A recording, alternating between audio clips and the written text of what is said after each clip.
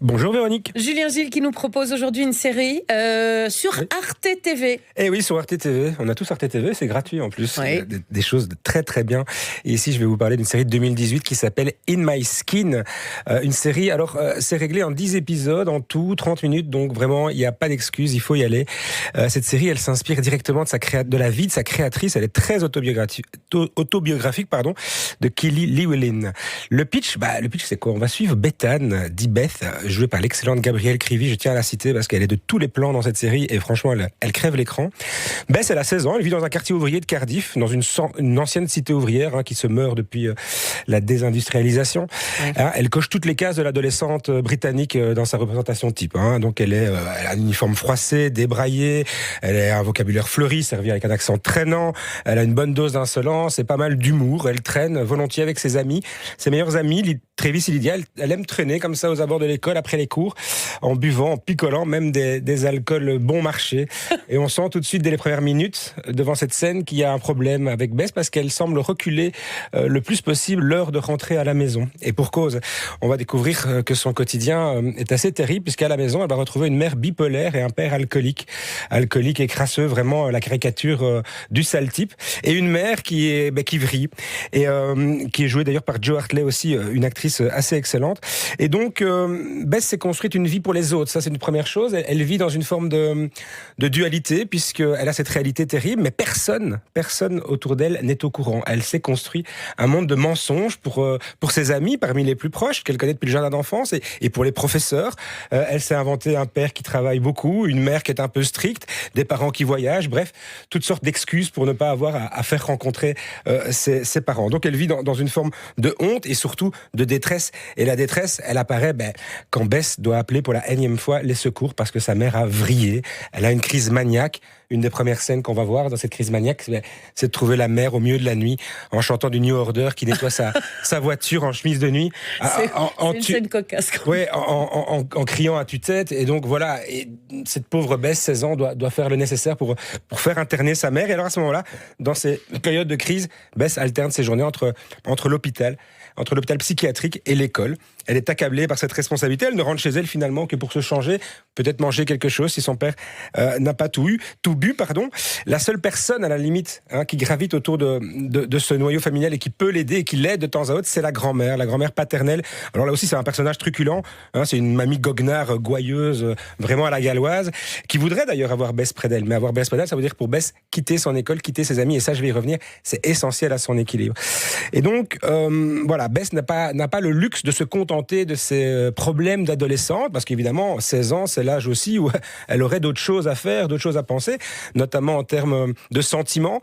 Bess se découvre une attirance pour les femmes, ce qui va venir ajouter en plus des moqueries de la part de quelques crétins de sa classe qui vont profiter de cette situation pour l'accabler un peu plus. Mais finalement, Bess passe très vite au-dessus de ça parce qu'elle a des problèmes bien plus graves à gérer. La santé de cette mère qu'elle adore, cette mère qu'elle chérit par-dessus tout, même si parfois elle est sature de cette situation, mais l'amour reprend le dessus, alors que du côté du père, là, il n'y a plus d'amour du tout. Elle le déteste, elle lui voue vraiment une haine féroce. Elle s'en méfie terriblement, à juste titre.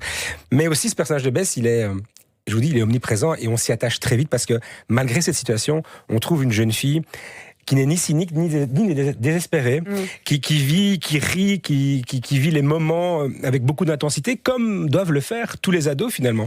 Sa colère, elle la réserve pour son père, et je vous dis, elle arrive à passer outre le ressentiment qu'elle peut avoir envers cette mère qui la contraint. Je vais y venir, parce que le concept qui ressort très fort de cette série, c'est la parenticité. C'est beaucoup d'amour.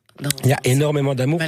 Même dans sa colère, je trouve, quand elle exprime sa colère vers son père, il y a une espèce de recherche quand même d'amour avec, et de lien avec. Quand on a 16 ans, on a besoin de la reconnaissance. Et la première des reconnaissances, c'est celle de ses parents, évidemment, comme tous les enfants. Vous avez passé ici l'émission quand même à pas mal évoquer les enfants, la parentalité, le lien qu'il y a entre parents et enfants. Et évidemment qu'elle cherche aussi. Mais avec le père, la situation est tellement dégradée qu'on sent dans le regard de Bess qu'elle n'en attend plus rien. Alors qu'avec la mère, effectivement, effectivement, parce que, et là, c'est pour ça qu'il faut bien, les 2 saisons sont forcément dans une évolution, parce qu'on va plus s'attarder dans la saison 2 sur des moments apaisés entre la mère et la fille. La saison 1, on va plutôt voir les moments maniaques de la mère, hein, qui, pour donner un exemple, quand elle est dans ses délires, se prend pour la personne la plus puissante du monde, qui règne sur tout son empire. Donc, elle est complètement déconnectée. Elle reconnaît à peine sa fille. Donc, c'est très compliqué à vivre. Et donc, comme je le disais, Bess, elle se retrouve dans ce phénomène de parentification. La parentification, c'est quoi? C'est lorsque l'enfant doit prendre les responsabilités normalement laissées aux parents.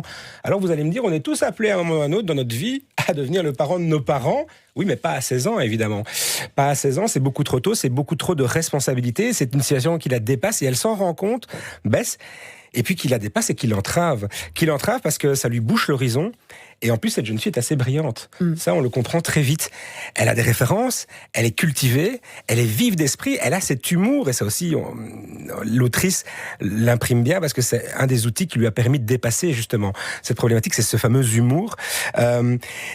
Mais voilà, comment briser les chaînes et comment briser de multiples chaînes? Parce que si on parle de Bess vis-à-vis de cette entrave que représente sa famille, sa mère, mais la mère aussi, et ça aussi c'est dans la saison 2 qu'on va explorer cette piste, sa mère aussi doit se libérer de l'emprise d'un homme, cet alcoolique, crasseux, mais aussi dominateur, forcément manipulateur.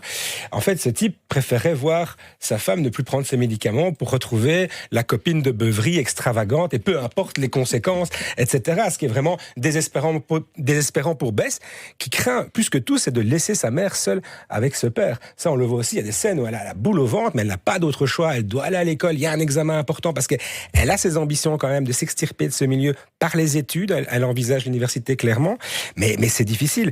Et donc dans tout ça, il y a la résilience de Bess qui nous impressionne, et c'est pour ça aussi qu'on s'attache forcément à ce personnage. Et puis, je disais le père, mais il y a très peu d'hommes dans l'histoire, mais les quelques hommes qu'il y a, n'ont pas le bon rôle. Hein. Il y a le père, mais il y a aussi un autre personnage, je ne vais pas dire qui et pourquoi, parce que ça spoilerait la seconde saison, mais qui est assez lâche. Donc on nous montre quand même la masculinité dans ce qu'elle a de toxique, mais aussi dans sa lâcheté, dans ce côté insensible, sans empathie. Et puis je disais, les 2 ressorts, les 2 mécaniques qui vont aider ce personnage de Bess, et donc derrière l'autrice, hein, puisqu'elle nous parle clairement d'elle, hein, c'est évident, c'est les amitiés. C'est ce couple d'amis qui la suit partout, qui la soutient, même s'ils ne connaissent pas vraiment sa situation. Et puis l'école. Ah oui, l'école ici n'est pas vue comme le lieu qui formaterait les personnalités, etc., qui lisserait tout ça. Hein, vous savez, non, l'école c'est anti-créatif. Non, pas du tout. Dans l'esprit de Bess, l'école c'est le lieu d'un épanouissement, c'est le déploiement des potentiels, et puis c'est forcément mieux qu'à la maison. C'est pour ça qu'elle aime bien traîner aussi après les cours, aussi dans l'environnement de l'école. L'école est là pour gommer les inégalités sociales de naissance. Donc clairement, c'est le rôle originel de l'école. Elle le voit comme ça. Quand on sait que c'est autobiographique et en plus qu'elle en a fait ça finalement et qu'aujourd'hui elle réalise, elle écrit une série sur cette histoire. Cette série, pour ceux qui connaissent peut-être une autre série que j'ai chroniquée il y a déjà quelques années, mais qui s'appelle Made sur Netflix, c'est 2 histoires tout à fait similaires. Les personnages n'ont pas le même âge, mais les 2 vont être sauvés par l'écriture. Les 2 sont des histoires autobiographiques et dont on sait que l'autrice est devenue autrice.